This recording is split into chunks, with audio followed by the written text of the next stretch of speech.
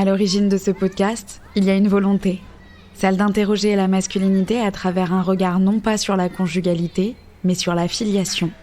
Que se cache-t-il vraiment derrière la figure du père ? Et quelle est la responsabilité du père dans les familles, dans la construction des individus, dans la société ?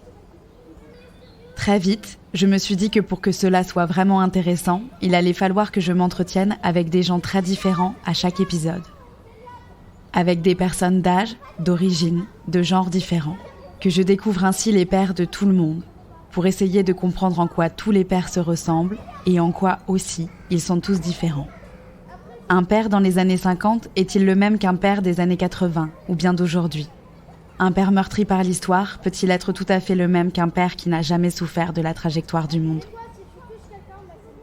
Dans cet épisode, vous entendrez donc l'histoire de Raymond, le père de Dominique. C'est une histoire individuelle et personnelle qui s'est entrechoquée avec la grande histoire. À son écoute, vous percevrez aussi bien, je l'espère, les pires heures de l'humanité que la douceur d'un enfant qui savoure son diabolomante. Je suis Léa Specht et je vous propose d'écouter le 2e épisode de Lettres au père, un podcast sur nos pères et sur ce qu'on aimerait leur dire.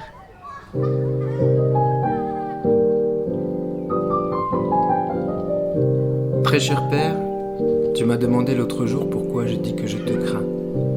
Dans notre culture, la grande majorité des gens appliquent une règle tacite qui exige que les secrets patriarcaux ne soient pas diffusés afin de protéger le règne du père. Mon père, ce héros au sourire si doux. Parfois, quand tout allait bien, je crois que mon père aimait vraiment avoir une famille.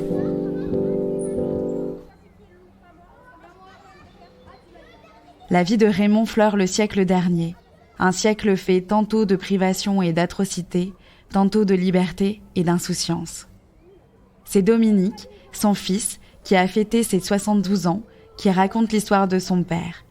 Père que la vie ne lui a pas permis de connaître aussi bien qu'il l'aurait voulu. Papa est né en... je sais plus quelle année. Il est né en Auvergne. À Saint-Rémy, là où est enterrée sa mère d'ailleurs. Il avait un frère, Maurice. Sa mère voulait absolument, ma grand-mère voulait absolument qu'il travaille, qu'il soit fonctionnaire, et elle a absolument voulu qu'il travaille à la SNCF. Il a chopé la silicose en nettoyant les machines à vapeur. Il fallait attendre que la locomotive soit refroidie. Il rentrait dans la locomotive, dans le four de la locomotive, et il fallait enlever toutes les scories, toutes les cendres, il fallait nettoyer, quoi. Et il a respiré de la poussière de cendres, et il a chopé la silicose, il est mort. Il est mort en Auvergne. Papa, lui, est monté à Paris. Il était graveur sur métaux. Et après, il a travaillé donc chez Bloch. Et c'est là que maman l'a rencontré. Il fallait qu'elle travaille, elle aussi, pour gagner sa vie. Et elle est rentrée dans l'atelier. Et elle a vu un mec de dos qui était en train de limer. Il était ajusteur. Et elle a dit, c'est lui. Et elle l'a dragué et ils sont sortis ensemble.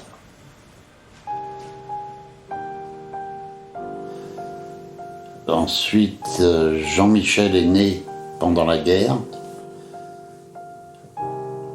Jean-Michel, quand il est né, pour l'anecdote, il était dans une... il le mettait dans une boîte de champagne en bois. Il rentrait dedans.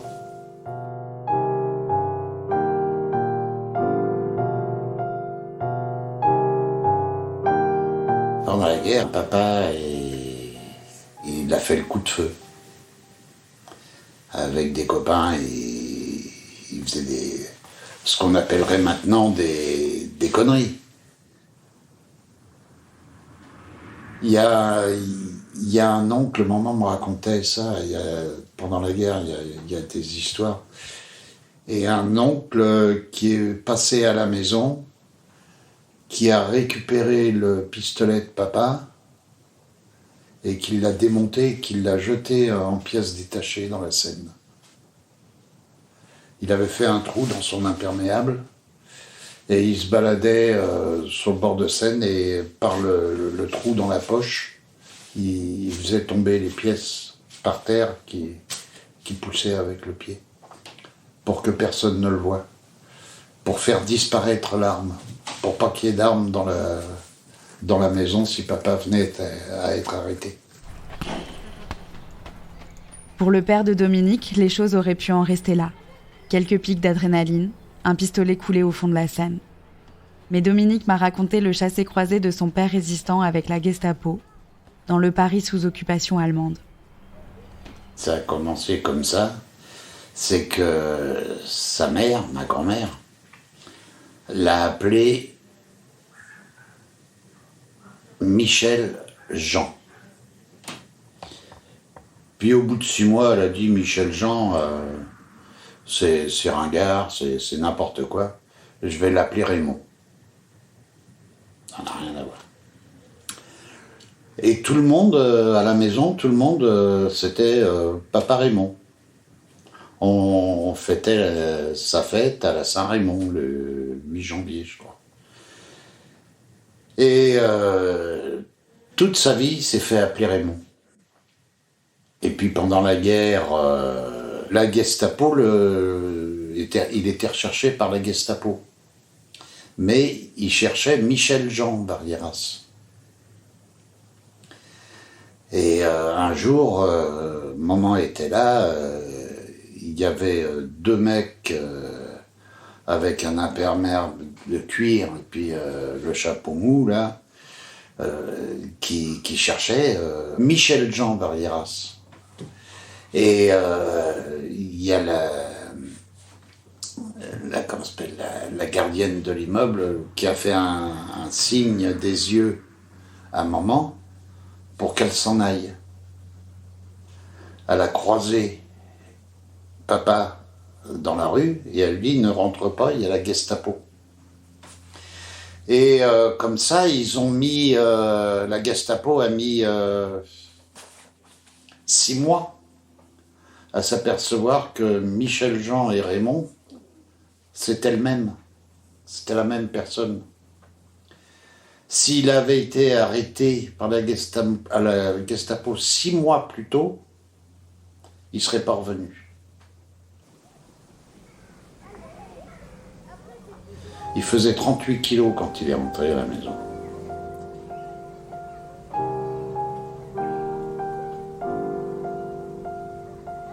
Pendant longtemps, j'ai cru que c'était de la défense passive qu'il faisait. Mais en fait, non. Mon frère m'a dit qu'il avait fait sauter des trains.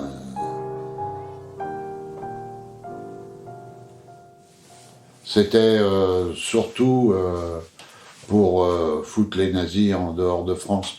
Mais je ne sais pas s'il avait une réelle conscience de faire de la résistance.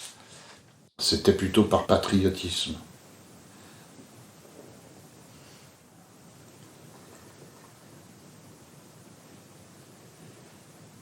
Donc il a été à Mauthausen. Ce qui lui a sauvé la vie, c'est qu'il était graveur sur métaux. Et donc il a dû faire des gravures sur des bagues pour les nazis, pour sauver sa peau, quoi. Ou des objets en or.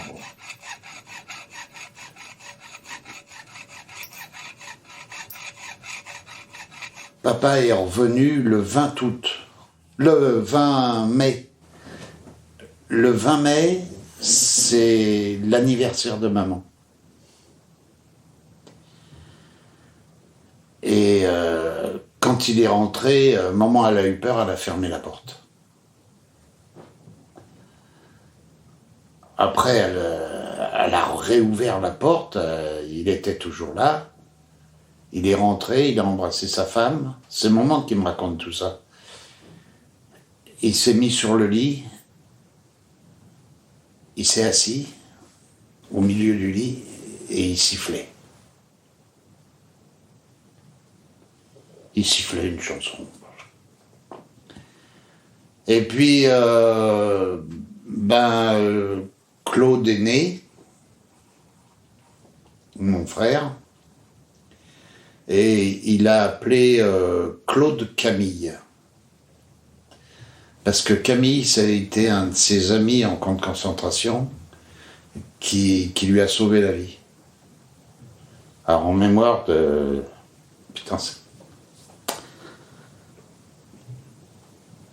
En mémoire de ça, il a appelé Claude Camille. Et à la maison, de ça, il n'en a jamais parlé. J'ai découvert tout ça à sa mort. À sa mort, et j'ai posé des questions à maman. Et c'est elle qui m'a raconté tout ça. Mais elle a fait des coups pendables, maman. Quand il a été arrêté, il est parti... il a été à Drancy, puis de Drancy à Compiègne. Et il est parti de Compiègne. Et il a réussi à faire tomber un bout de papier. Avec une inscription dessus. Je ne sais pas ce qu'il y avait marqué. Et maman, à un moment donné, elle a fait du rangement dans les papiers et elle a tout brûlé. Et elle a brûlé ce petit bout de papier qu'elle avait, moi j'ai jamais vu donc. Oh, je lui ai dit, maman, ça c'est catastrophique. Parce que on l'aurait encore, quoi. Puis c'était important quand même, c'était une partie de l'histoire de papa. Claude, lui, était beaucoup plus au courant parce que il y avait des... après-guerre, hein, il y a eu des réunions d'anciens déportés de Mauthausen. Et il me raconte, une fois, il avait été avec papa à une de ces réunions. Et tout le monde parlait autour en buvant un vin blanc. Et à un moment donné, il y a un de ses collègues, un ancien déporté aussi, il parle de Gusen II. Et à ce moment-là, les gens autour se sont tus. Parce que Gusen, il paraît que c'était l'enfer. L'enfer au milieu de l'enfer. Tout le monde s'est arrêté et a écouté. Et ça, c'est Claude qui me le raconte. Ça me file la chair de poule de parler de tout ça.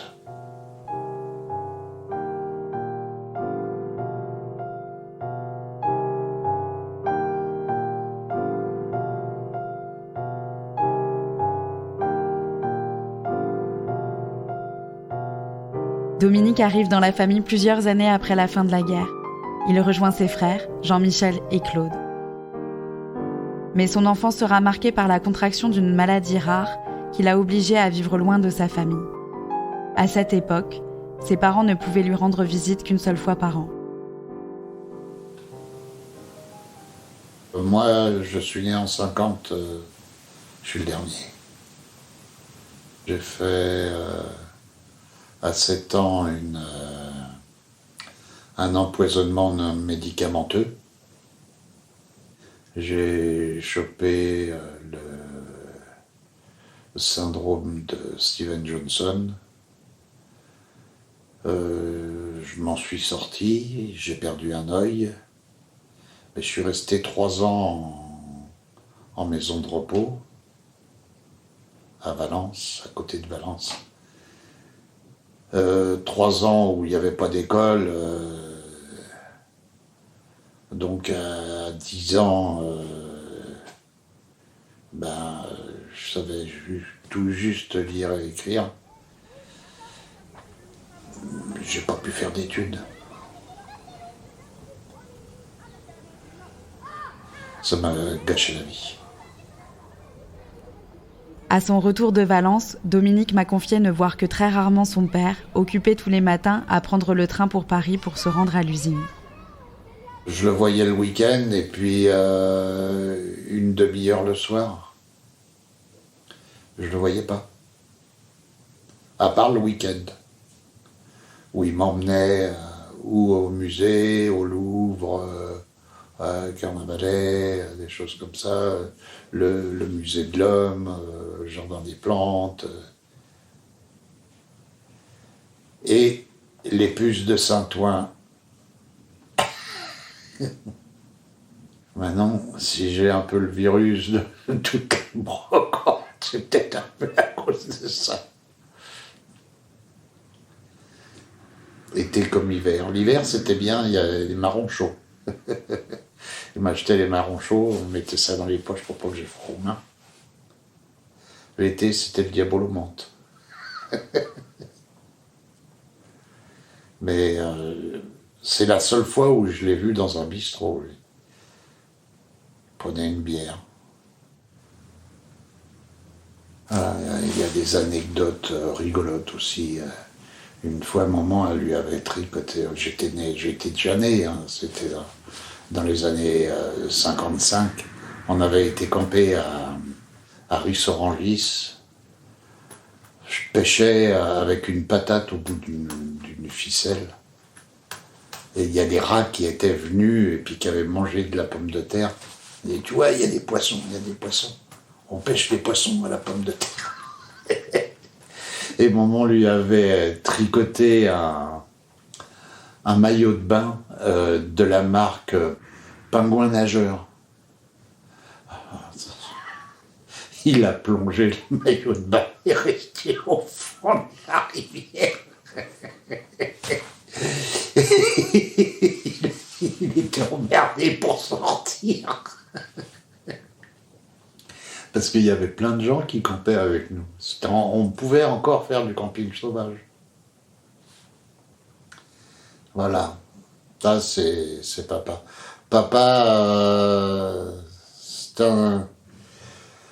c'était quelqu'un qui parlait pas beaucoup. Mais qui cherchait à comprendre tout. Une fois, il est revenu du boulot, il rentre à la maison et il dit Jacqueline, j'ai vu un truc formidable sur les murs de Paris. Il est interdit d'interdire. Et c'était dans les années 68, et il n'était pas partie prenante, on n'allait pas dans des manifestations. Mais 68, ça l'a interloqué quelque part parce que il était d'accord avec ce refus du acheter-jeter. Cette société Kleenex, les montres aller en panne, tu la répares pas. Tu vas en chercher, tu en achètes une autre. Les briquets, tu le remplis pas. Tu en achètes un autre. La société de consommation, c'est un truc qui le... C'était peut-être un peu un écolo avant l'heure. Il aimait beaucoup la nature, les soins par les plantes. Il aimait bricoler. Il travaillait à la maison, il faisait des petites choses pour agrémenter la maison. Il était contre le progrès, contre les machines. Il voulait pas de machine à laver la vaisselle. Il voulait pas de machine à laver le linge. Là, le chauffe-eau est tombé en panne. Chauffe-eau électrique, pendant 3-4 ans, il n'a rien fait pour le changer ou essayer de le réparer. Mais t'as qu'à faire chauffer de l'eau à la gamelle. Et à un moment, je chauffais l'eau à la gamelle, qu'elle montait à l'étage, dans la salle de bain, qu'elle versait dans la baignoire, puis elle lavait le linge. Puis elle gardait les enfants de sa sœur, Babette et Kiki. Et puis un jour, il y a la gamine, elle montait l'escalier, et maman, prenant la gamelle, ne l'a pas vue. Elle est passée au-dessus de la gamine, et la flotte chaude est tombée dans l'escalier. Et le lendemain, le chauffe-eau était réparé. Parce qu'il avait vu quand même que c'était un peu dangereux de se trimballer avec de l'eau chaude et des enfants dans un escalier. Le lendemain, il a fait réparer le... Il fallait pas déroger à ce qu'il pensait. Mais pas par méchanceté ou par autoritarisme, parce que ça coulait de source. Pourquoi changer? C'était un brave homme. Ouais. La question de l'expérience des camps est revenue plusieurs fois dans les discussions que j'ai pu avoir avec Dominique. En dépit des non-dits, l'horreur vécue par Raymond l'a profondément marqué. Je crois que ça a dû lui modifier pas mal de choses. La perception de la vie, ça a dû lui changer. Une fois à la maison, à Bois d'Arcy, il n'y avait pas de frigo, il y avait juste une paillasse, et en dessous, on carrait la nourriture. On a oublié un camembert. Le camembert, il puait. Et il y avait des asticots dessus. Lui, il ne s'est pas démonté. Il a pris sa part de camembert. Avec la pointe du couteau, il a enlevé les asticots qu'il a posés sur le bord de l'assiette. Et il a mangé le camembert, mais il s'est régalé, quoi. Il mangeait pas beaucoup, mais il laissait jamais un morceau de pain, jamais il laissait de la nourriture dans son assiette. Je pense que il avait dû trop souffrir de la faim pour faire ça. Et nous, à la maison, il n'était pas question qu'on laisse quelque chose dans l'assiette. On nous obligeait à garder le dernier morceau de pain, la dernière bouchée de pain, pour essuyer l'assiette. On n'avait pas beaucoup d'argent, mais on a toujours eu quelque chose dans l'assiette. La viande, c'était le poulet frite, le dimanche. Maman faisait un gâteau aux pommes, une tarte aux pommes. C'est des bons souvenirs, tout ça. Et voilà, c'est toute une vie.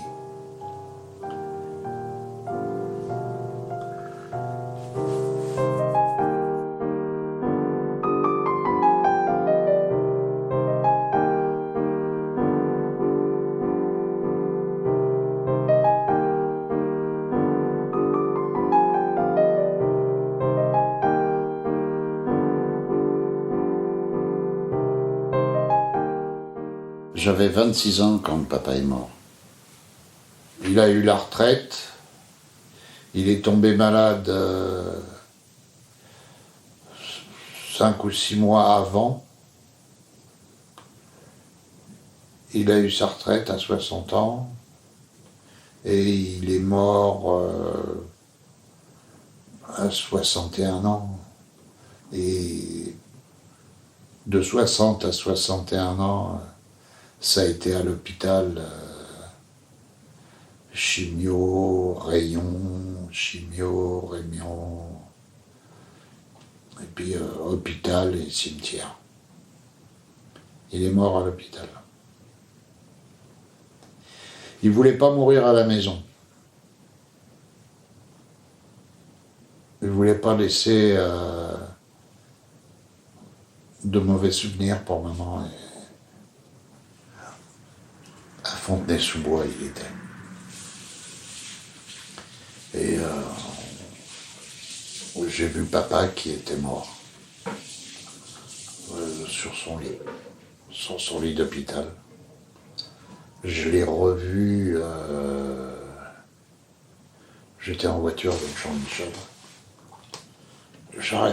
J'arrêtais pas de pleurer, mais comme un gamin.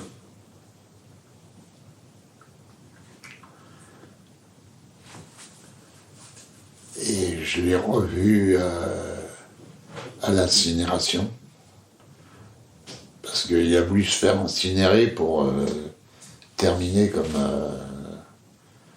les copains qu'il avait eus en camp. Et au moment de l'incinération, c'était au Père-Lachaise, il y avait des tourterelles qui roucoulaient là-haut. Et ce que je te disais hier, quand il y avait quand maman entendait des tourterelles dans sa chambre, où elle dormait la fenêtre ouverte, elle disait, ah bah tiens, il y a Raymond qui vient me dire un petit coucou. Alors c'est pour ça que l'arbre qu'elle a planté, là, enfin qu'elle nous a offert, quand il y a des tourterelles qui viennent dessus, ou des pigeons qui viennent dessus, ben je pense à ça. Maman achète l'arbre, et il y a des pigeons qui viennent dessus.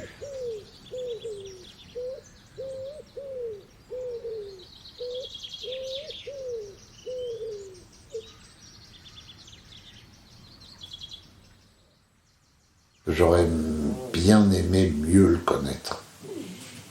Et pour ça, j'envie un peu Claude, qui le connaissait beaucoup mieux que moi.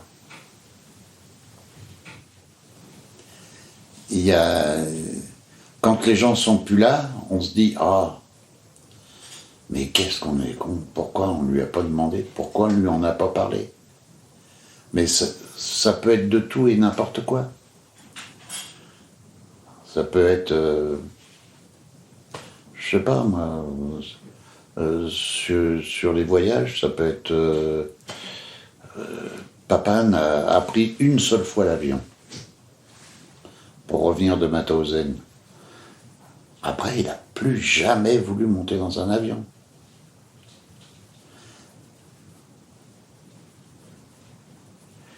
Et on n'avait pas de voiture, on avait un Solex. Il y avait 2 Solex à la maison, un pour lui, un pour moi. Avant, c'était celui de Claude. Après, ça a été le mien. C'est tout, quoi. Mais ouais, il y a des choses où... Je sais pas, moi. Sur la peinture, sur les livres... surtout, sur la vie.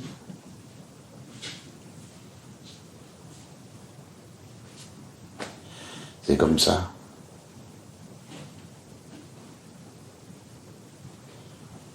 C'est un peu la chanson de Bachelet, Mon vieux. Quand à la fin de la chanson, il dit papa. C'est toujours un peu prenons.